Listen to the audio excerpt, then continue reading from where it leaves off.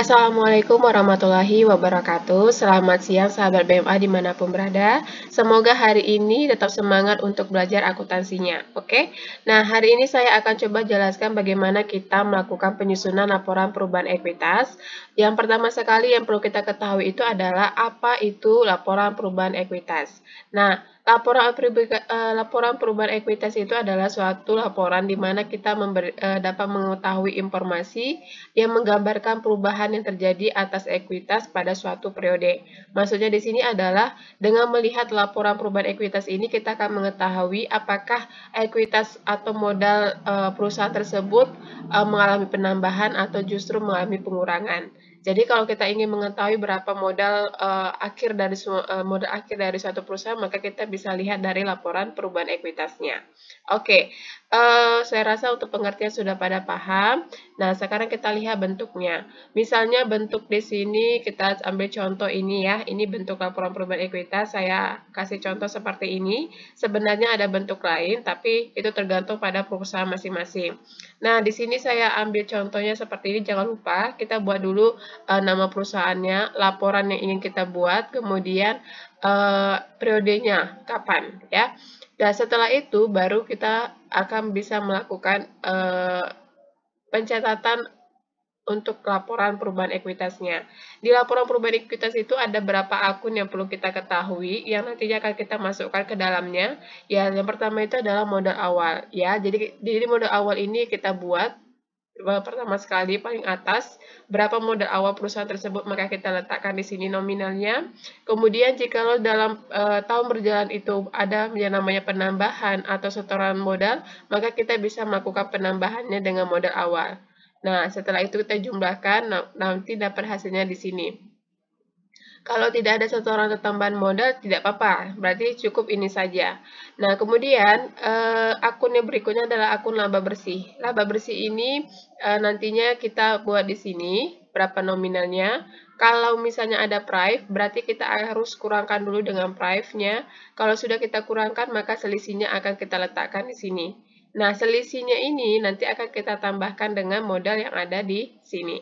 Nah, kenapa ditambahkan? Karena kita mengalami laba. Kalau kita mengalami kerugian, ya, seandainya ini kita rugi bersih, maka letakkan nominalnya di sini. Jika ada prive, maka letakkan di sini prive, maka ini tambah ini, berapa jumlahnya baru kita buat di sini, dan ini akan kita kurangkan dengan modal. Jadi intinya yang perlu dipahami itu, kalau misalnya laba bersih ketemu prive, maka itu akan kita kurangkan. Dan hasil selisihnya itu akan kita tambahkan dengan modal awal. Sebaliknya, kalau misalnya di sini rugi bersih ketemu dengan prive, maka ini kita akan tambahkan dan selisihnya itu akan kita kurangkan dengan modal awal.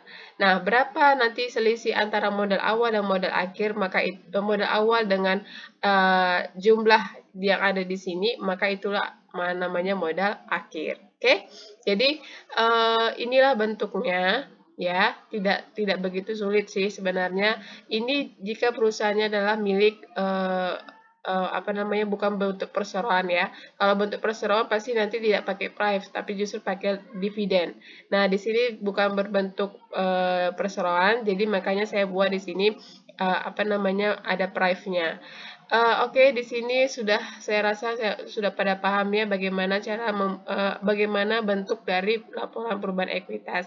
Nah, sekarang kita akan melakukan penyusunan laporan perubahan ekuitas.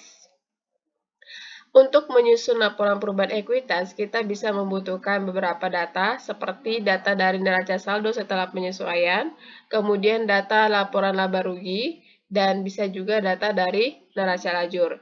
Jadi, tiga data ini bisa kita gunakan untuk menyusun laporan perubahan ekuitas. Bagaimana caranya? Baik, saya akan coba jelaskan di sini. Di sini saya punya contoh data laporan neraca saldo setelah penyesuaian milik Biro Konsultan Ridwan. Nah, di sini sudah ada datanya, ya, data-datanya tentang neraca saldo setelah penyesuaian sudah ada di sini. Kemudian, di sini ada juga laporan laba rugi milik Biro Konsultan Ridwan. Nah, di sini sudah juga ada data-datanya secara lengkap.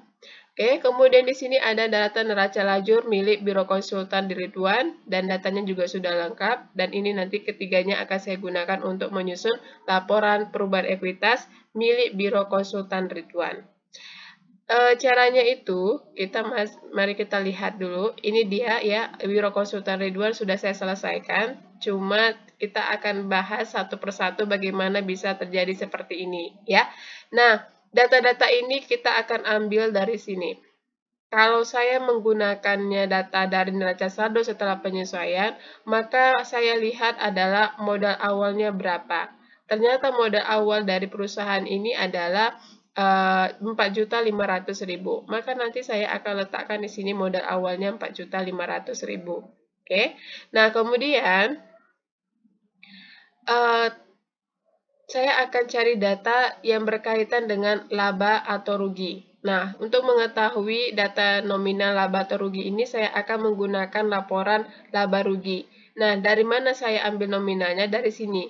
Kalau dia laba bersih, berarti 850.000. Kalau dia rugi bersih, maka kita bikin rugi bersih. Oke, di sini ternyata perusahaan Biro Ridwan itu mengalami laba bersih. Maka saya akan buat di sini laba bersihnya 850.000. Oke, kemudian ada price tidak? Kita lihat dulu. Price itu bisa kita lihat di neraca saldo setelah penyesuaian. Di sini ada price Haji Ridwan itu 200.000. Maka akan saya pindahkan ke mari 200.000. Dan ini price ini akan mempengaruhi laba bersihnya. Kenapa? Karena dia merupakan pengurangan dari laba bersih. Ya, jadi kita kurangkan 850.000 dikurangkan 200.000, maka ada sekitar 650.000 yang akan menjadi penambahan modal awal kita. Oke, nah jadi ini nanti kalau sudah selesai seperti ini, selisihnya sudah dapat, maka kita akan menambahkannya dengan modal awal. Nah, setelah kita tambah, maka kita akan mendapatkan nominalnya sebesar 5.150.000. Ini adalah modal akhir kita. Oke, itulah dia cara menyusun laporan perubahan ekuitas, sangat simpel sekali, jadi nggak usah perlu pusing-pusing untuk memahaminya. Oke, intinya kalau kita menggunakan data dari neraca saldo setelah penyesuaian dan laporan laba rugi, maka seperti yang saya jelaskan tadi. Ya, jadi kita menggunakan data itu dari neraca saldo setelah penyesuaian untuk melihat modalnya berapa, untuk melihat apakah ada akun price atau tidak. Kalau ada, maka lakukan seperti yang saya sudah lakukan. Kalau tidak ada, berarti ini sudah tidak perlu. Langsung saja modal awal kita tambahkan dengan laba bersih, maka itulah jumlah jumlah dari modal akhir. Oke. Sekarang kalau kita tidak menggunakan neraca saldo setelah penyesuaian, tidak menggunakan data dari laporan laba rugi, tapi kita justru mengambil data dari neraca lajur. Nah, kalau kita mengambil data dari neraca lajur, maka kita akan lihat posisi kolom neraca. Di sini posisi kolom neraca ada namanya kita cari akun modal. Ini dia, akun modalnya berapa? Ini dia modal awalnya 4.500.000. Maka saya akan pindahkan ke sini modal awalnya 4.500.000. Sudah? Kemudian saya akan cari perusahaan itu laba atau rugi. Nah, kita akan cari datanya laba atau rugi itu dari sini. Nih, di sini kan laba bersih 850.000. Maka saya akan ngambil datanya dari sini. 850.000 saya ambil datanya kemari, saya taruhkan. Ya, saya letakkan di sini, 850.000. Kemudian kalau kita cek dulu ada nggak price-nya. Kalau ada, saya lihat di sini ada, ya, ada price-nya 200.000. Maka saya akan pindahkan juga kemari 200.000.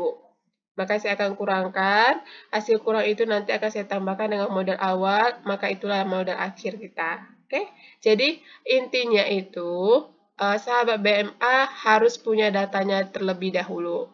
Datanya dari mana? Boleh sahabat BMA itu ambil data dari neraca saldo setelah penyesuaian dan laporan laba rugi, boleh juga langsung dari neraca lajur. Jadi kalau kita pakai data dari neraca saldo setelah penyesuaian, kita akan membutuhkan data tambahan yaitu laporan laba rugi. Tapi kalau kita cuma memakai data neraca lajur, maka kita akan mengambil datanya dari kolom neraca dan dari sini. Ya, ini dia. Oke. Jadi terserah mau mengambil datanya dari mana. Kalau kita sudah buat data neraca lajur, ya udah silakan aja ngambil datanya dari sini. Tapi kalau ternyata perusahaan tidak menggunakan data neraca, tidak menggunakan atau tidak memiliki atau tidak membuat data neraca lajur, maka kita bisa menggunakan data ini. Data neraca saldo setelah penyesuaian dan data laporan laba rugi. Jadi nggak usah bingung-bingung. Nanti misalnya tidak ada neraca lajur, jangan langsung bingung gitu. Datanya dari mana ya? Ya, datanya cukup kalian ambil dari neraca saldo setelah penyesuaian dan juga laporan laba rugi. Nah, kalau misalnya kedua data ini tidak ada, kalian bisa ngambil datanya langsung dari neraca lajur. Begitu ya. Oke, saya rasa untuk penjelasan dari laporan perubahan ekuitas sudah pada jelas, dan saya berharap semua sahabat BMA sudah pada paham dan bisa melakukan penyusunan laporan perubahan ekuitas di rumah masing-masing dengan baik ya, dan kedepannya tidak melakukan kesalahan lagi dalam pencatatannya. Oke, sahabat BMA, sampai ketemu di penjelasan-penjelasan berikutnya. Dan jangan lupa jaga kesehatan dan tetap terus belajar akuntansi di rumah secara otodidak. Yakinlah pasti kalian bisa menjadi seorang akuntan kelak ke depannya. Oke, Assalamualaikum warahmatullahi wabarakatuh. Selamat siang.